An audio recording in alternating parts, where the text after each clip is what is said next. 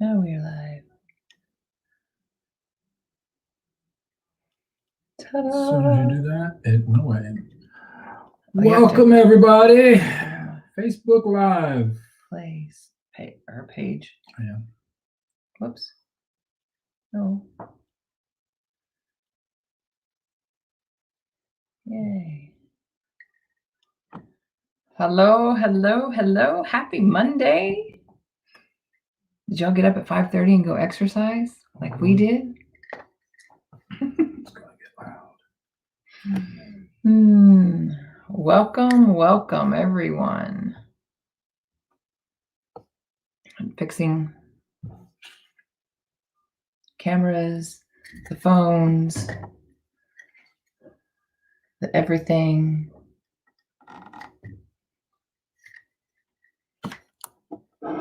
We might need the overhead light on so if you can, I guess you can see. You want the overhead light? No, I'm good.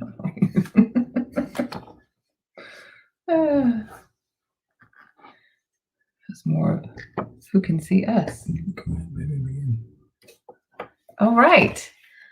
So welcome. It's Monday. Welcome to Love Is, and my earring looks twisted. We're happy that you're here to join us. And today we're going to talk about relationships. And these relationships, again, can be with a significant other. They can be with a family member. They can be with a friend. And we are going to use a tool that some people have heard about, but a lot of people have not heard about, because the times that I've talked about it, everyone wants to know what I'm talking about. And do you have a picture, or what is this? And we are actually going to attach a picture in the comments here in just a second once I start. The big thing, it's called a power and control wheel. And if you're listening, you can Google it on your phone if you're watching on the computer. But it is a wheel that tells you the different, I'm going to reach over here so I can see it, that tells you the different types of abuse, the physical, financial, and all those abuse, but how it works. Like there's coercion and using intimidation, using emotional abuse, using isolation, minimizing, denying, and blaming, using children, using male privilege, using economic abuse. And I said using coercion and threats. So it is a wheel that people in relationships, you can see this and see how it works and see how they're using this to manipulate you and your feelings and your thoughts and everything in your mind. And we're going to go over that today. And then there's a second wheel that's called the equality wheel. It's right here. And it's about what a healthy relationship looks like. Negotiation and fairness, non-threatening behavior, respect, trust and support, honesty and accountability, responsible parenting, shared responsibility, and economic partnership. So they're the same wheel. And I'm going to attach them here in just a second. They're the same wheel, and lets you see what's negative and not healthy, and lets you see what is healthy. So I'm going to post those right now in the comments, and Charles can talk while I do that. So again, our whole premise is about love is. And when we talk about what love is, you have to actually first know what love isn't. Someone who's using all these power and control features to control you, manipulate you, and to force you to do something that you truly don't want to, they're not showing respect for you and showing that they truly love you. They want something that for themselves. They're looking out for themselves.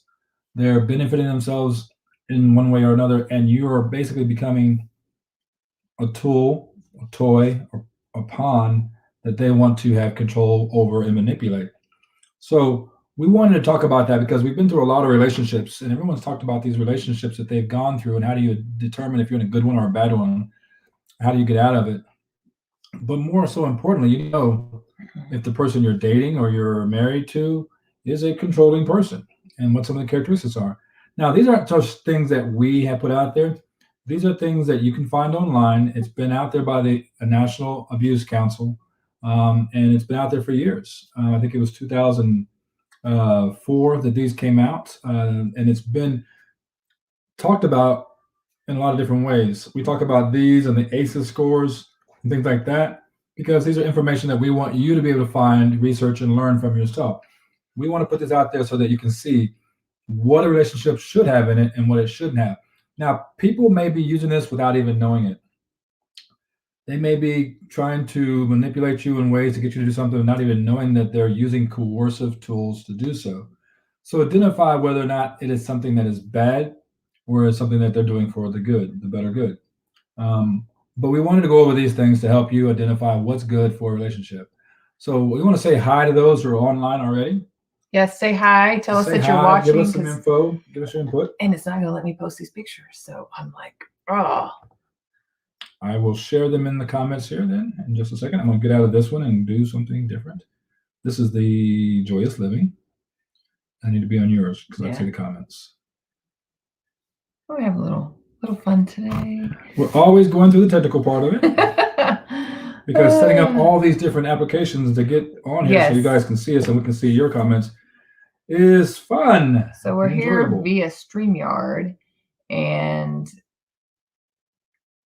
we have Facebook pages, and we also have YouTube that's on here. So it all goes to all these pages, and they decide which one goes first and which one we're going to follow. So sometimes it doesn't happen the way we want it to.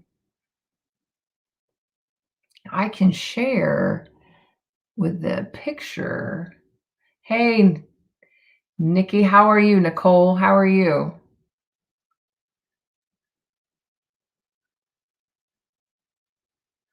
Hello, Julie. Hello, Samantha. I think I finally got everybody on here. Yes. Hey, Sam. So it's not going to let me post in the comments a picture, which is very irritating. But I should be able to. Oh, wait, I see what you're saying. Yeah, it won't let you make comments. We don't get to post a picture. So we'll add it later. We'll get it on there for you guys. Well, I'll actually post it on my page right now. I'll do that, and that way we can see that. I'll post it onto my page. So if you're following me on the Facebook page, go to my. Babe, I'll go ahead. Okay. I don't have to be in there. Okay. Ta-ta! Did you figure it out? Go ahead. Okay. All right. So on this power and control wheel, let's talk about it. We talked about physical, emotional, and verbal abuse, and there's also financial abuse. So on this, I'm going to just show it like this first. On this wheel, you see power and control, using coercion, using intimidation. I got to figure out where I'm at. Using emotional abuse, economic abuse, using isolation, using male privilege, using your children, minimizing, denying, and blaming. On these, we can all relate, I feel like, with some person somewhere in our life. So we'll start with using coercion and threats. And you tell me if this sounds something that's familiar to you, this is happening to you right now, or it's something that's happened to you in the past and you're out of it and it's better. So using coercion and threats is making and or carrying out threats to do something to hurt her, threatening to leave her, to commit suicide, to report her to welfare, making her drop charges, making her do illegal things. So coercion is when this person that you love is trying to manipulate your mind, and I'm going to do this if you don't do this. I had a lot of different threats that were like this in my relationship. One of the biggest ones was I'm going to commit suicide. And my thing was, oh, that may happen. So I'm not going to press that. I'm not going to I don't want to do anything to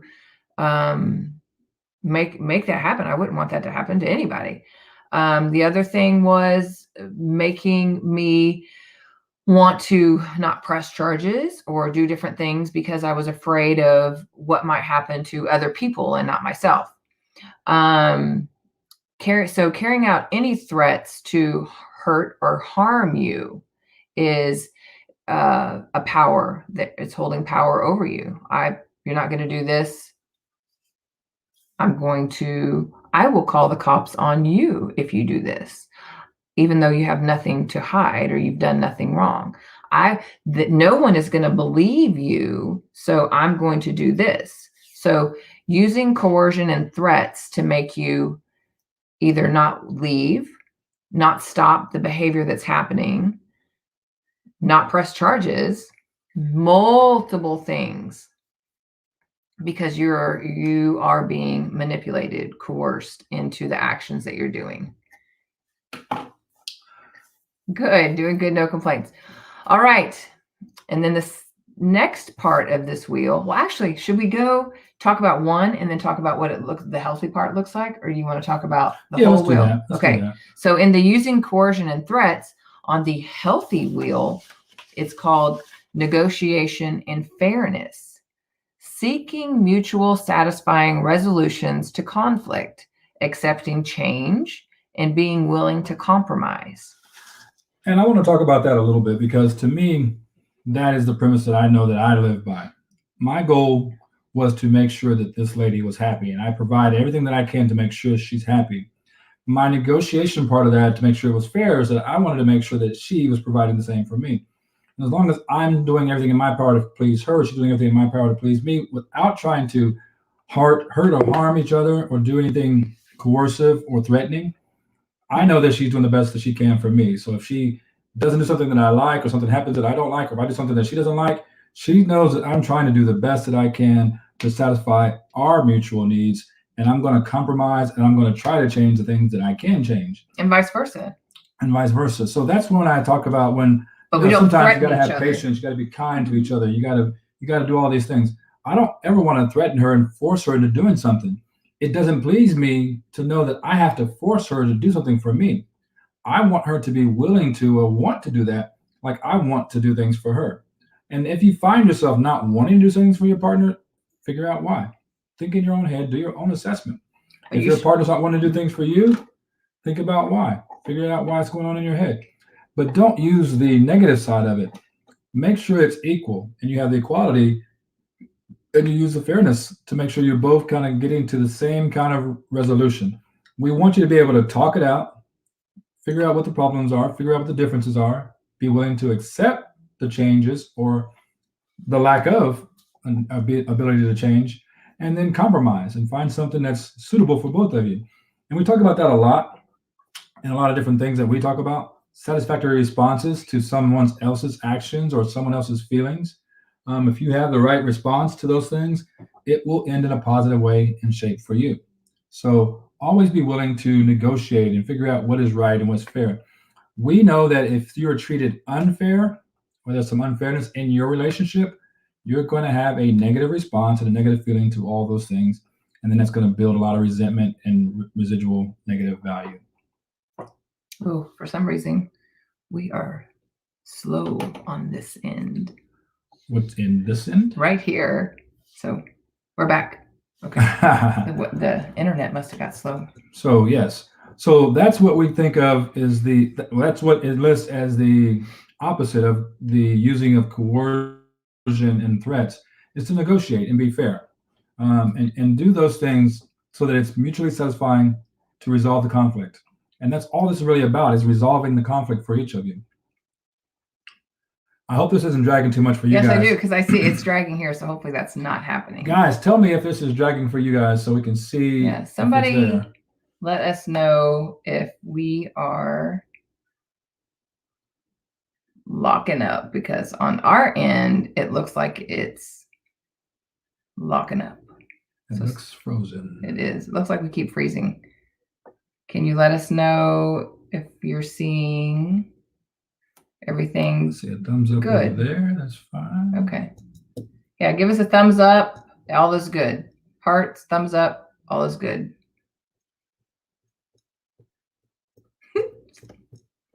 Looks fine to me. Okay, good. All right, awesome. On our end, it's like, thank you. Okay. So the next thing on the power and control wheel is using intimidation. There's a lot of different ways to use intimidation, and I know one of these I'm going to probably mention is on the wheel later. But go ahead and read off the definition, sweetheart, of using intimidation. So, using intimidation is making her afraid by using looks, actions, gestures, smashing things, destroying property, abusing pets, or displaying weapons. So, again, this happened firsthand to me. Most of it was actions or smashing things, and things maybe real close to me that got smashed, or something broke and went and got smashed. And that feeling made me think, okay, when am I going to get hit? When is that going to happen? When's that cool going to be lost there? And so acting all mad and violent is the way to use intimidation on that. And this is driving me crazy. Don't look at it. Just keep talking. And also, abusing pets, destroying your personal property, also is a big thing. So you don't want, all these are giant red flags. So, a lot of times you're going through your relationship and you may not notice that there's a gradual increase in some of those things. When you're arguing and you're yelling and somebody turns around and he pounds his fist on the thing, it scares you, makes you jump, and they intimidation jump at you and they kind of say, lunge make you at do something. They start off with little things like that, or they're waving their fist at you, making you think that one of these days, zoom, zoom, pow, right to kiss her. Those things that used to be a joke back in the day, now they're not something you can joke about, because that is actually destroying your comfort zone and it's making you feel intimidated. And those things are not good in a relationship. After a while, if you're living in that area of fear is going to destroy things and undermine things. I know that a lot of things have happened in Cammy's relationship that way. Right. It's happened in mine as well. I know that someone's threatened to commit suicide on me because of this, that, and the other. It's all about control. I know that someone's actually tried to use a weapon on me because we were having an argument. I remember being pulled down off of a fence when I was trying to get away from the argument. I wasn't allowed to leave. I was told that they were going to pack up the house and change the locks and do everything else if I left the house and didn't finish the argument right there. They even went and got my own gun and tried to stop me from leaving my own house. And so those things are something that should not be in your relationship. And when you start to feel those things escalating, remember, they're going to continue to escalate. They may be slow, they may be gradual, they may promise the things that are going to change, but in a real good relationship, one that is equitable, that is equal between both parties, there is, in that same category, the opposite of that is a non-threatening behavior. And the definition of that is saying talking and acting so that she feels safe or he feels safe and comfortable expressing herself and doing things together. So a thing that Cammy and I always talk about is being able to talk about things, being able to express ourselves, being able to her express what she wants and doesn't want in a relationship, what she wants and doesn't want to happen when we go out on the weekends, where she wants to go. When I met her, she was unable to express or make a decision, express what she wanted, especially what she thought, especially what she felt, because she was so intimidated by just coming up with a suggestion that he would always say, "Oh, you're stupid, you don't know anything, blah, blah, blah, blah, blah," and just go on and on and on. And so for the first few months, I was like, okay, we're going to find out what you like, what you don't like, what you were to do, what you don't want to do. I'm going to give you a list of 3 things. All 3 of these things are things that I like to do and that I want to do tonight. So you can't make a wrong decision. Which one of these 3 things do you want to do? High anxiety, didn't matter, still couldn't do it. The intimidation that she spent those years in still made it hard for her to do. I still do that to this day. You don't know what you want. You want to eat? Here, these are the 3 things that I want. What do you want? You can't go wrong there. Yes, but it's good. But if you find yourself in this type of situation, you again, it's red flags. You are being controlled, manipulated.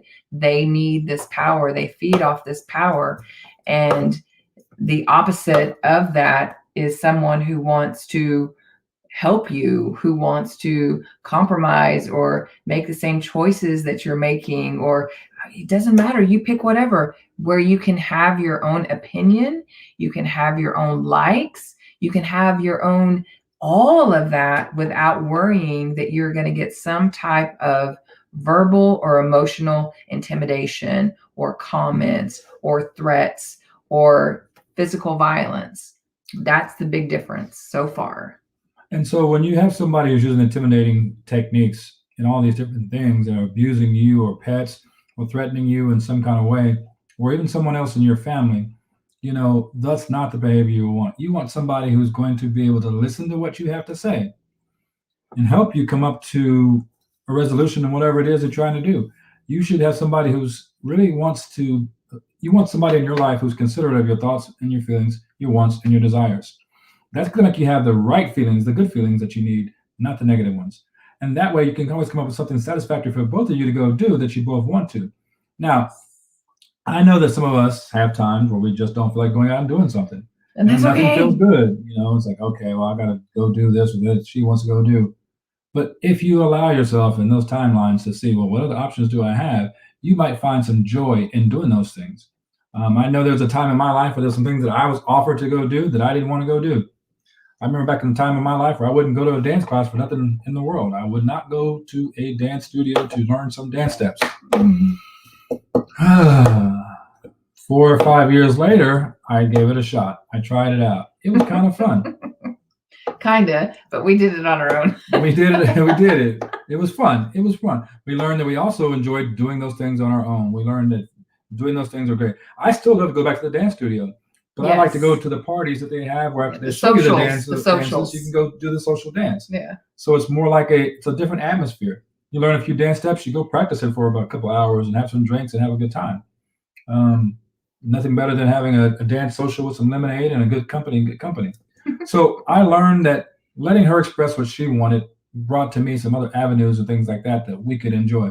And we talk about things all the time, and we call it sometimes hot tub therapy. We call it, our brainstorming.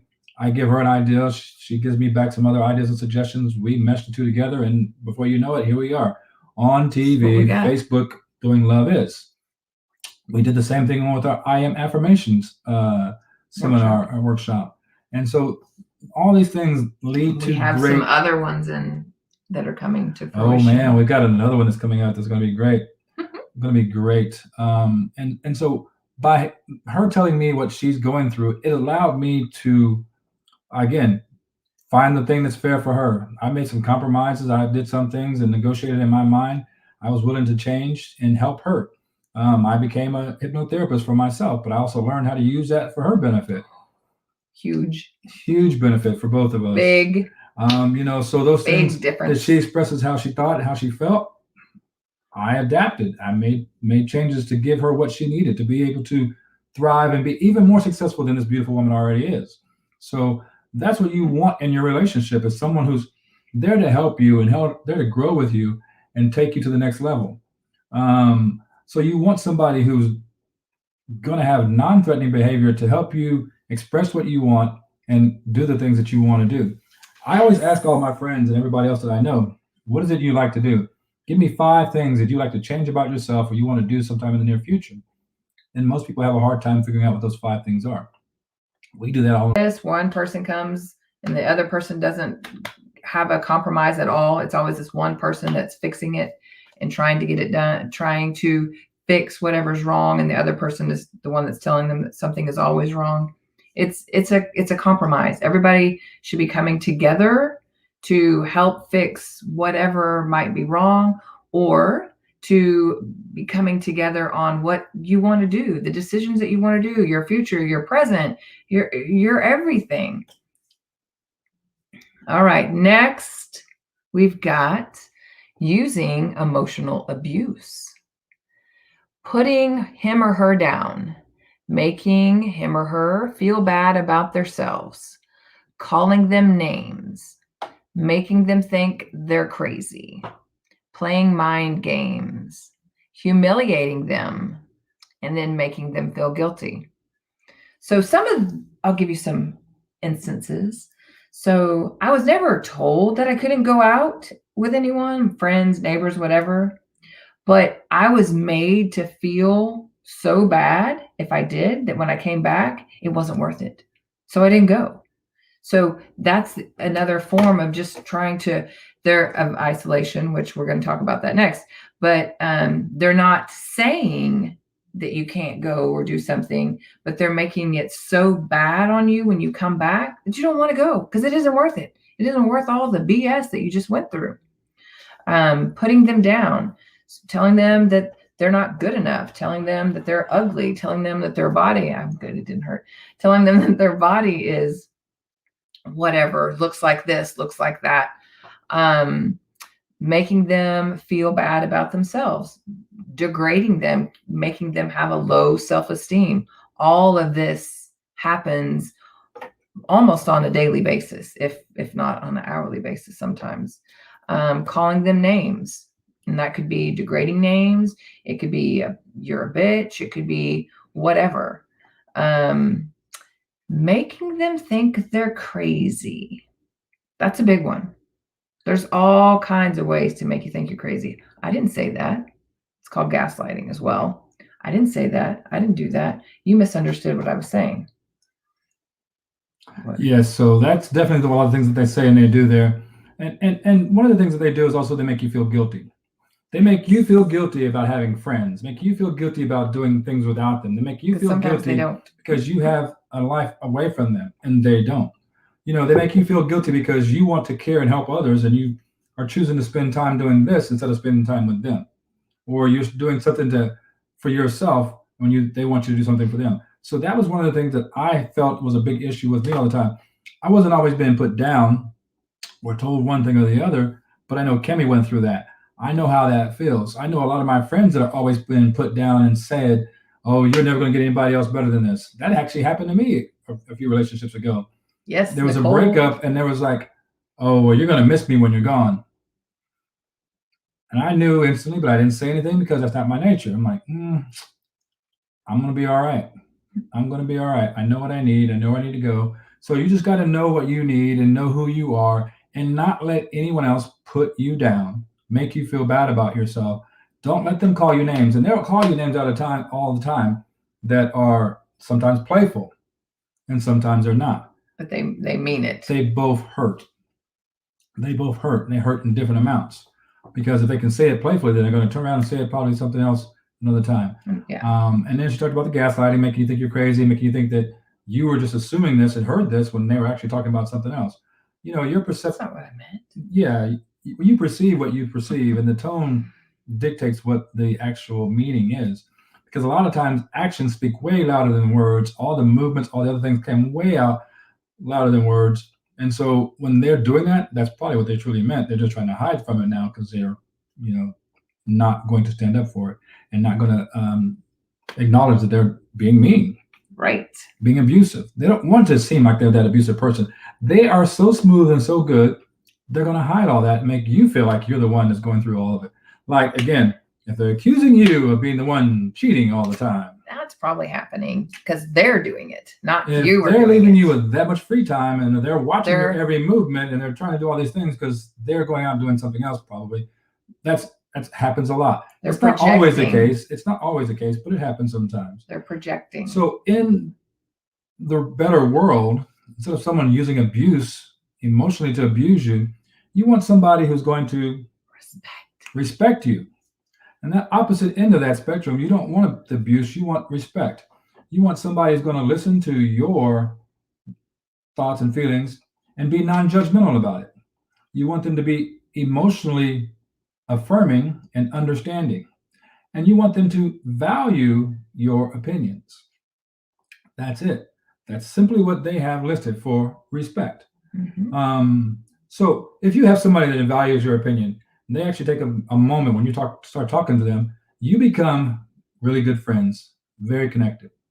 Now, there's times that you're going to disagree, and you want to just be able to agree to disagree. But you want them to also be able to listen to your emotions. And I know it's hard. I mean, some of us people, guys, I'm going to speak for us.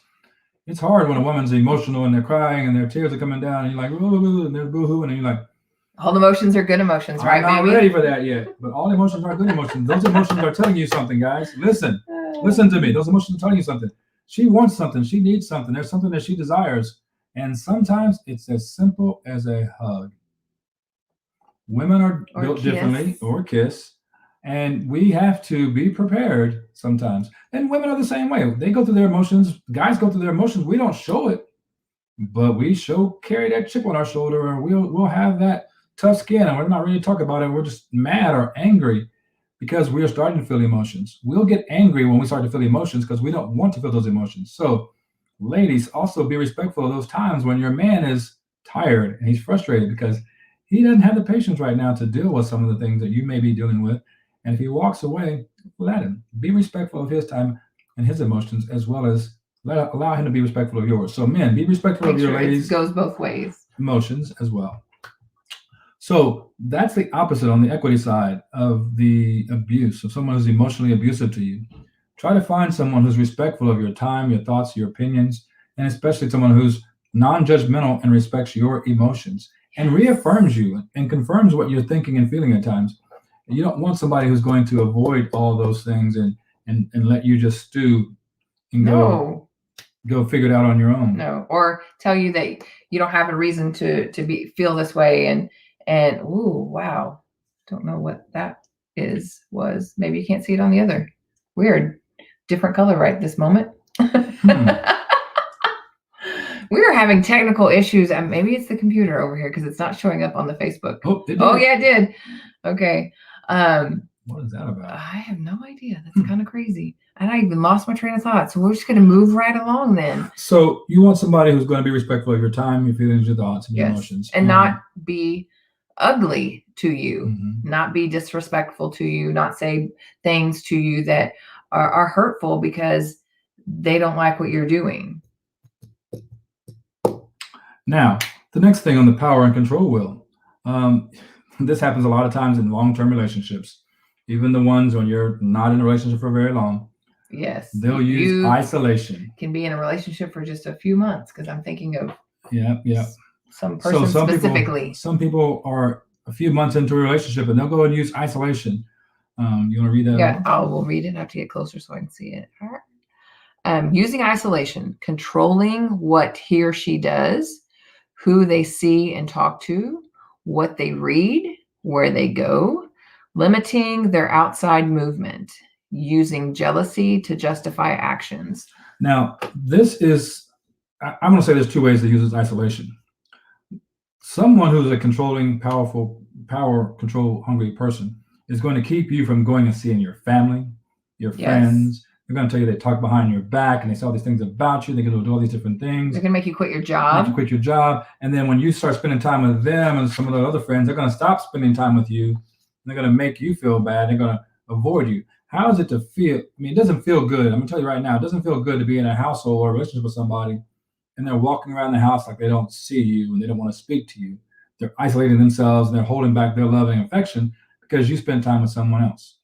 So people who are using this power and control thing, they're going to use that to emotionally control you, to keep you from doing things that they don't want you to do so they can get more of your time. They want you to be dedicated, true, and loyal to them, where you're dependent upon them and solely upon them. And they'll make you feel guilty about it. You got some thoughts about that, babe? No, I was just reading a thought. Starting to read, but I didn't read the whole. I didn't get the whole thing read. So anyway, hey, Liang, how you doing? So that's where, like, an example. A lot of times people are controlling where you go and what you do. They're trying to tell you, you don't need to hang out with that friend. That friend is not good for you. They're going to lie to you. They're going to cheat on you. They're going to do this and the other. It happens all the time. Friends tell you that about other friends. You know, they think you're crazy. Your relationship. Your friends think you're crazy. You know that, right? Crazy. You shouldn't hang out with them. They think you're crazy. Mm-hmm. What? They control what you read, what you think, who you support, who you don't support. I mean, who you can be friends with, and what you do with your time and where you go. They want to limit all your outside involvement and interactions and movements. And so the last sentence, sorry, I didn't mean to interrupt you. They use jealousy to justify. So if I don't want you going here or doing this or that, it's because I don't like you hanging out with these people. It makes me jealous. Well, that's not a justification. The jealousy is on them, not you. So they need to figure out why they're jealous and what's making them jealous. And so that is not a justification for someone to say, it just makes me jealous, I can't go. There's something underlying in the jealousy, and let's figure that out. It doesn't mean because they're jealous that you shouldn't go and be with your family or your friends. Again, that's isolation, manipulation, coercion, all those things we've already talked about. I know some really good relationships and some friends and family members I know who are in some great relationships, great couples, still use this to control their partners. And a prime example, I know of a friend of mine who uh, got married, happily married, but now he can't talk to anyone that he ever dated in his past. Can't have any kind of relationships with any of those people, can't talk to them, can't do any of those things. That is power and control. That is manipulation because someone has some jealous feelings or some concerns. Now, if you don't trust your man, you don't trust your man. If you don't trust your woman, you don't trust your woman. But if he's with you and he's happy, he's not going to slide back. He's not going to do those things to you. If he cares about you and he loves you, he's not going to do those things. And he'll show by his actions. But don't use your jealousy and your insecurity about what he's going to do it. I always used to say, my mom or somebody used to tell me this. I think it might have been my dad. Give them enough rope to hang themselves. If they're going to do it, they're going to do it, whether you're there or you're not. You'll find out what kind of person they are. If they go ahead and cross that boundary, you've already set the rules. And I mean, if that's your relationship rules, if you already set those relationship rules and that happens, deal with that and move forward, hopefully in a positive way to resolve whatever the issue is. Because if that's an issue that he's sliding back or she's sliding back or something, there is something that's missing in your relationship and you need to identify what it is and hopefully resolve that problem first. So don't allow someone to use jealousy. Actually, love is one of the things we talk about many times on our session. Jealousy is one of those things. Love is patient. Love is kind. Jealousy is not a part of love. It's not envious. It doesn't keep record of wrongs. So someone who's tracking what you did in the past and who you're with and what you've done is keeping record of all those things that may have not even been wrong. They wouldn't be the person they are today if they hadn't been with those people. They wouldn't be with you today if they hadn't left those people. We all have a past, whether it be good or bad. And if you are holding this person accountable for something that happened 10 years ago, 5 years ago, however long ago it was, when you weren't even with them, that's a problem. That's not okay. And it shapes us. Our past shapes us. It makes us the people that we are. So you need to embrace this person that you love, embrace their past, or you really, truly don't unconditionally love them. You truly don't love them with the whole love is when you think about it. You're more of a possessive. You need to possess this person, and that's not healthy either. And so the opposite of that is trust and support. Ooh. That sounds big, doesn't it? If you're actually that person who's out there showing jealousy and holding someone accountable for their actions and justifying their actions based on your jealousy or their jealousy, you're not showing your partner trust and support. And by that, it means, or vice versa, they're not showing it to you. Supporting their goals in their life, respecting his or her and their right to their own feelings, their friends, their activities, and their opinions. So you've got to respect their right to have their own thoughts, feelings. You got to respect their past. You got to respect their goals and their future. You got to be able to support them in that. So you got to trust them and support them in those things. And I know it's difficult at times. When someone's off on some wild hair tangent that you don't believe in, you don't think it's going to be great for you and the family, especially if it's going to cost you some money in your relationship. It's tough, especially if they have to make a decision without you being there. It's tough. When you're in a long-term relationship, if you got to go spend a large amount of money on something, it's hard to trust somebody for that. But if I gave her the keys to my car so she can drive it to work today, I'm trusting her with that. And that's a large sum of money. It doesn't matter. If I give her the keys to my house, I'm trusting her with that. She's giving me the keys to her house. She's trusting me with that. Why can't I trust her with all the other things that are small in detail in comparison to those things? I'm trusting her with my heart. She's trusting me with her heart. And that's the most important part. So when you start to support your partner, support their goals, support their opinions, support their friends, support their family. I've actually told Kevin plenty of times, you need to go out and hang out with your friends. You need time over there. Guys, you need time for yourself with the guys. Girls, everybody needs girls. time. You need time with your friends. You need Buy time themselves with your time, friend time, family time, all that. Everybody needs time. And there's not enough time in the day to do all those things. So sometimes you got to do it by yourself, split up and conquer and divide. Sometimes you do it together. But you got to trust your partner and support your partner and allow them to trust you, and they will support you. If you're both supporting each other, you get to grow together. And that's what equity and equality is on this side of it. Now, guys, I know we started a little bit late today, and I know we're only halfway through this Oh wheel. my goodness. What? Halfway through this wheel. And it's like a lot to go through. But this and a lot of other things I want you guys to be aware of. We'll read some of these other things and read off some of the categories and come back and chat about it. We may split this up into two We conversations. might. Let's go to do the next one, and then we can do the second half for the next time. And then actually, we can post. We'll post both of these wheels on our pages and maybe in the comments, but it's not letting us. But post it somewhere on the pages so you can see them. But if you can't see them or you don't see, just Google power and control wheels, and you will see both of these come up, power and control, and the other one says equality in the middle. These are very, very good things. Either you have experienced this, or you are experiencing this, or you display this. So this may be a big aha moment if some of these things are ringing true to you in your own behavior, or they're ringing true to you because this is happening to you. It could be all of the above. So next. Now, let's talk about some things. Okay. There's some things about relationships that are pretty heartbreaking and wrenching. You're going to go through some ups and downs in some relationships. And someone doesn't give you all the information or doesn't trust you and doesn't tell you their whole past and their background, it makes it really hard for you to move forward. But I want you to know, if that person isn't your person, isn't the right one for you, and is not trusting you and supporting you, and they are, in some way being dishonest to you, it's not the end of everything in this world. There is some reason for that, and there's something else out there better.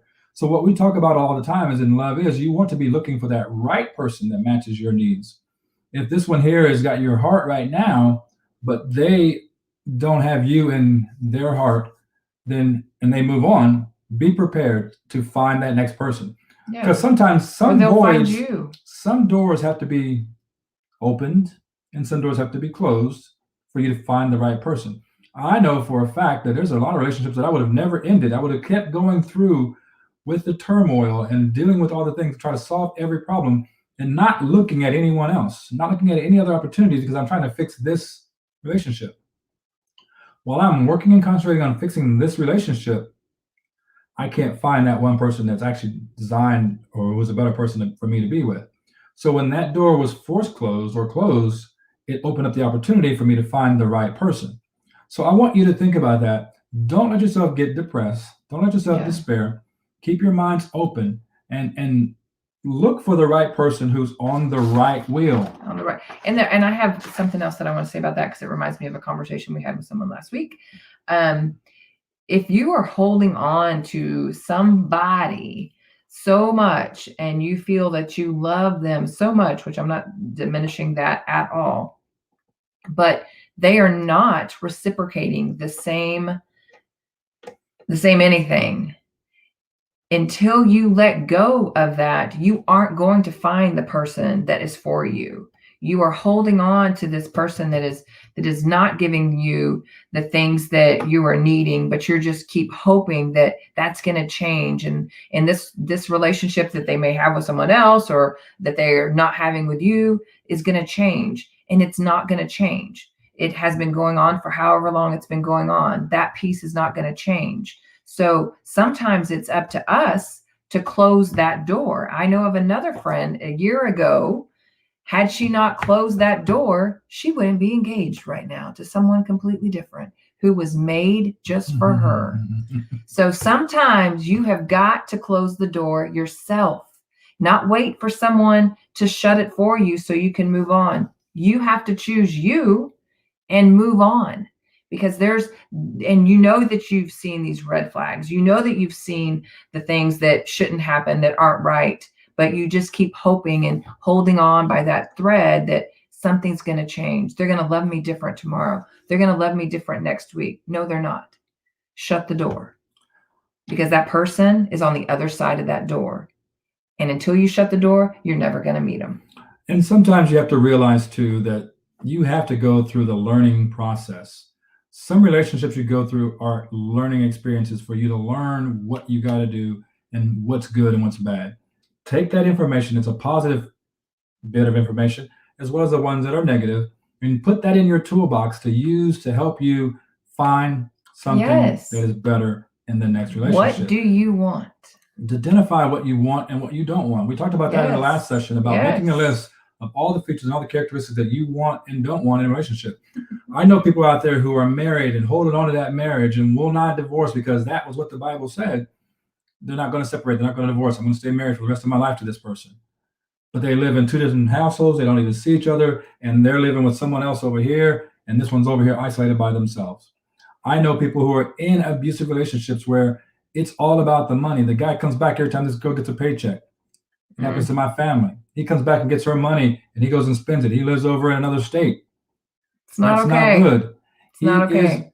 He is not being fair to you. He is not supporting you. He's not helping you reach and achieve your goals, and he's being disrespectful to you. And he's not even doing it in a threatening manner. He's not even helping you. So these things are things you should look for. So don't get upset when someone leaves you who's not right for you. Right. Count that as a blessing. Think about it. Look at all the things that are going on. If there was some miscommunications or some stories that were going on about past relationships, I can say this. There are some people who have past relationships that come with baggage, ex-wives, kids, things like that. There may be some mental illness, some disabilities, or whatever else. They may be violent. They may have records. You may have all these different things. They have some baggage that come along with them. Look into that history, find out what's going on, and then count your blessings and be able to move forward. Because you want to find somebody, and nobody's perfect. I mean, you might have to find somebody that is not perfect with some areas, but is great in the other areas that you like. Find out what you really value. And rate that in a higher scale than the things that are not valuable. And then that way you can go ahead and move on. So now the next one that Tammy's going to read. This will be the last one for today. We'll do the second half next time. Minimizing, denying, and blaming. So making light of the abuse and not taking your concerns about it seriously. Saying the abuse didn't happen. Shifting responsibility for abusive behavior, or shifting responsibility for abusive behavior, and saying that you caused it. So again, I have multiple incidents of this. The first was I got a broken elbow, and I used to say I didn't have any physical abuse, and I had multiple physical abuse at the beginning, and I had a broken elbow, and it was caused by that person, but it was my fault because explain it, baby. Tell them. So I didn't allow them to kiss me, and so instead the force of their weight broke my elbow. And then when I said, oh my gosh, I think something's wrong, I think my elbow's broken, took my arm and shook it and said, there's nothing wrong with you. Nothing happened. You're fine. And my elbow was cracked. It was broken. So I didn't see that as a red flag until I left. And that was 30 years later. So there was 4 incidences of physical abuse at the very beginning of this relationship that I never saw, because he had made me think everything in those incidences were my fault. And what's that called again? That would be physical abuse. Physical abuse. And that would be minimizing, denying, and blaming. And gaslighting. And gaslighting, yeah. So everything was my fault. And there was 4 that I can think of that weren't, that I look at now and think there's no way. Yeah.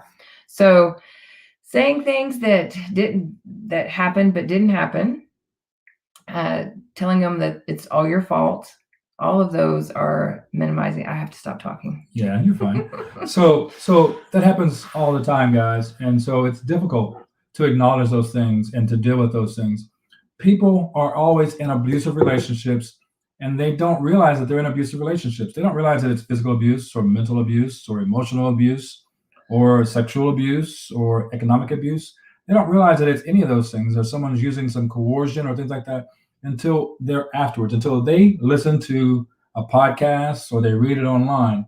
They don't know that they're being abused when someone grabs you and shakes you. That's abuse. That's threatening and intimidation. That's coercion.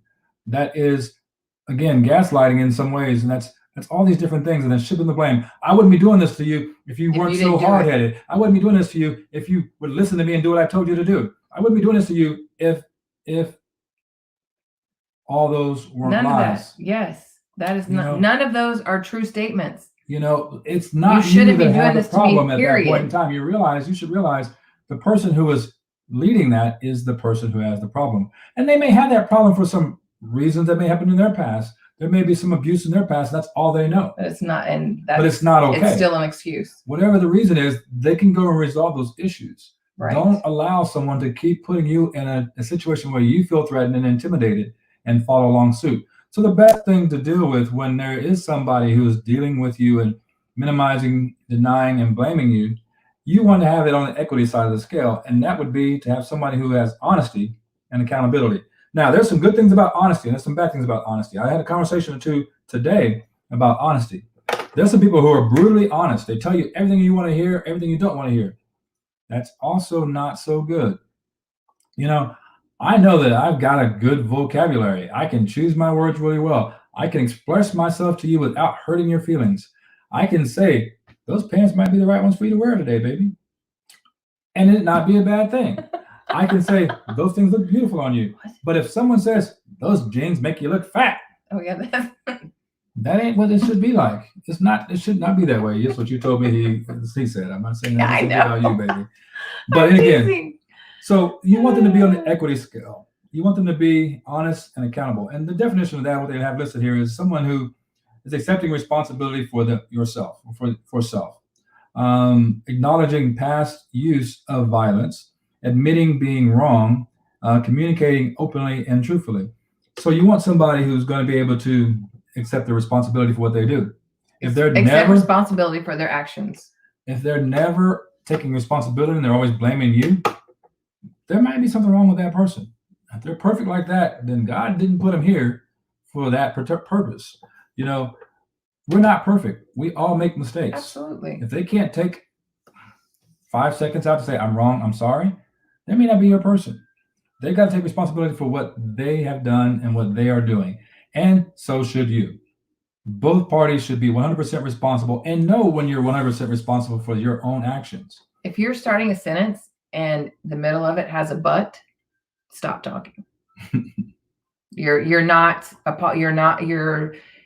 You are giving an excuse for whatever you just did. Especially if you're saying, I'm sorry, but right. That but doesn't what? Work. No. I'm sorry, but you made me do this. No. That isn't how it works. Nope. I wouldn't do this to you if you didn't. What? Yeah, what? No. If you didn't get me so mad, I wouldn't be. No. No, take responsibility. If you get upset or hurt or frustrated by something that someone else does, take a deep breath, open up your mouth, and say, this frustrates me because, or this makes me mad because.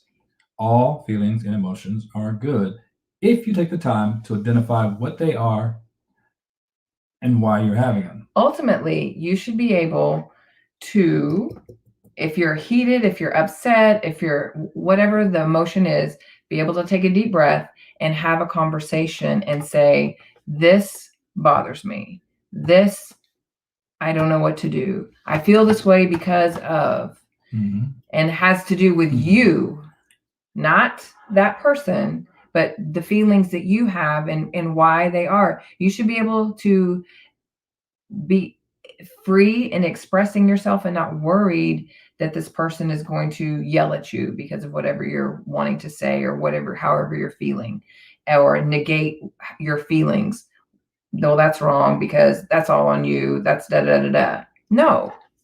So you should be able to have an open communication. Now, with that being said. Hi, Becca. Sorry. Hi, Valerie. How you guys doing? Oh, yes. Hey, Valerie. Hey, Lisa. With that being said, if the situation gets out of hand, whether loud, yelling, screaming, or violence, know when it's time to calm down and walk away. We talked about this in previous podcasts and previous shows. Learn how to de-escalate yourself. Yes. Be responsible, de-escalate yourself.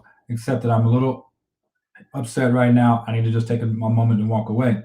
Because if you don't, you're going to put somebody in a situation where they're going to do something that you don't want. And a friend of mine, Valerie, just mentioned that there was a situation where she was in an argument and it got violent, and he bit her lip because they were having an argument. They were having that discussion. And, again, it's not good. When you realize that's going on, she said on there, she said that she blamed herself for that. She took the blame for that. No. Well, that's going a little bit above and beyond.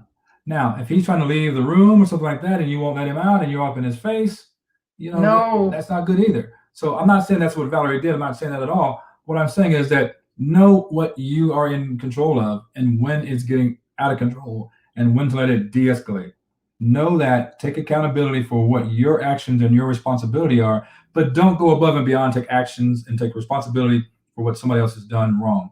A lot of people are in abusive relationships right now, and they're saying, well, if I hadn't came home late from the grocery store, he wouldn't have been so mad at me. Not true. People are always saying that, and it's like, well, he likes me to be home at a certain time, and I'd like to have his dinner on the table, blah, blah, blah, blah, blah. And you didn't do that in time because of some incident. It shouldn't be your fault that he gets all mad. So all those things go on all the time. If they're jealous and they're insecure about some things, and they're going off on you, they're blaming you, you should not take responsibility for what it is that they're trying to blame you for. But at the same time, be smart, calm down, explain it, and if they accept it, and if they are able to accept it and respect it, and they're on this equality will, then you know it. If they're not, and they're on that control power trip, it's time to step away. All right, so we have covered 5 of the 8 things on these wheels today. The last 3 on the power and control is using economic abuse, using male privilege, or it could be the opposite of that. Right. Male or female privilege. Male or female privilege, because you don't know. It happens both ways too. And using children. Using children is a big one all the time, and that's a power control thing. And we've had a lot of people we've talked to about that. They use their kids to stay together. They use their kids in divorces. They use their kids as power and control. They want all those things. So that's a huge one. You really want somebody who wants to be an economic partner with you on this wheel over here, the good wheel. You want someone who's going to share the responsibility with you and then be a responsible parent. There's some great parents out there who are just parenting in a way. They're co-parenting.